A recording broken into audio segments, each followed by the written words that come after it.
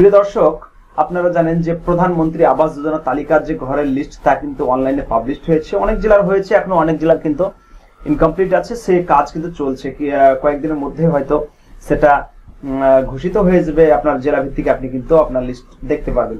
যে কোনো একটি ব্রাউজারে গিয়ে আপনার জেলাটার নাম এখানে সার্চ করবেন। আমি যেমন উত্তর চব্বিশ পরগনা জেলাটা সার্চ করলাম, করার পর এরকম একটা হোম পেজ চলে আসবে। এখানে আপনারা ক্লিক করবেন। ক্লিক করার পর এরকম পেজ চলে আসবে। এখানে আসার পর দেখতে পাচ্ছেন যে নোটিশ বলে একটি অপশন লেখা থাকবে, তার নিচে নোটিশ বোর্ড লেখা থাকবে। এইখানে আপনারা ক্লিক করবেন। অনেক ক্ষেত্রে নোটিশ বোর্ড নাও লেখা থাকতে পারে, এক এক জেলার এক এক কিন্তু ওয়েবসাইট, সেখানে কিন্তু অ্যানাউন্সমেন্ট কথাটি লেখা থাকতে পারে। এরপরে নোটিশ বোর্ডে ক্লিক করার পর এখানে দেখতে পাচ্ছেন list of publication of provisional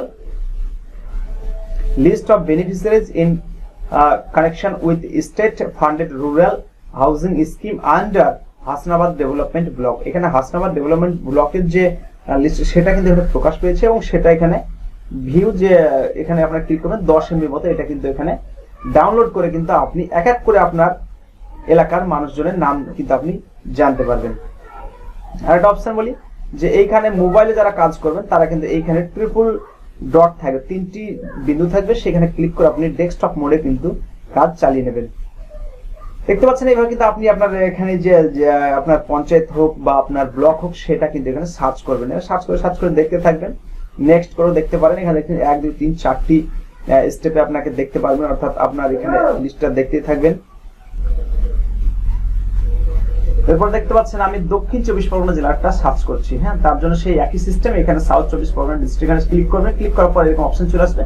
এখানে দেখতে পাচ্ছেন এখানে কিন্তু নোটিশ বোর্ড অপশন নাই, নোটিশের ঘরে কিন্তু নোটিশ বোর্ড অপশনটি নেই। এখানে কি আছে, টেন্ডার, রিক্রুটমেন্ট, অ্যানাউন্সমেন্ট রয়েছে।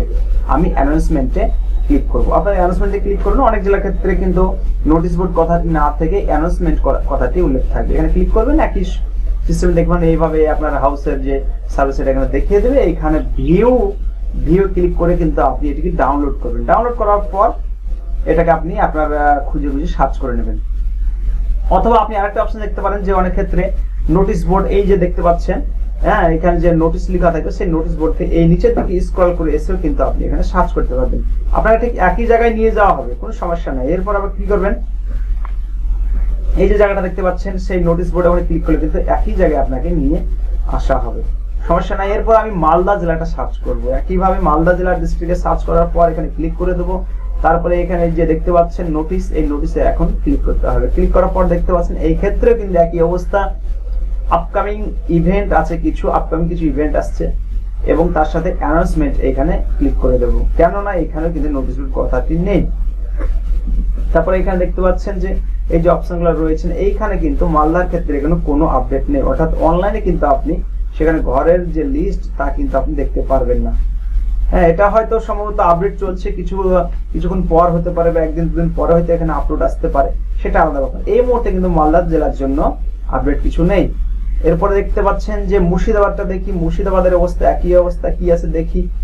এখানে কিন্তু সেই অ্যানাউন্সমেন্ট আছে, হ্যাঁ, নোটিশ বোর্ড কথাটি নেই। চলে যাবো নেক্সটে। চলে যাওয়ার পর দেখতে পাচ্ছেন এইখানে কিন্তু কোনো আপডেশন নেই। মুর্শিদাবাদ জেলার জন্য কিন্তু আপনি ঘরের লিস্ট এই মুহূর্তে দেখতে পাচ্ছেন না, কেননা এখনো কিন্তু সেটা আপডেট দেয়নি।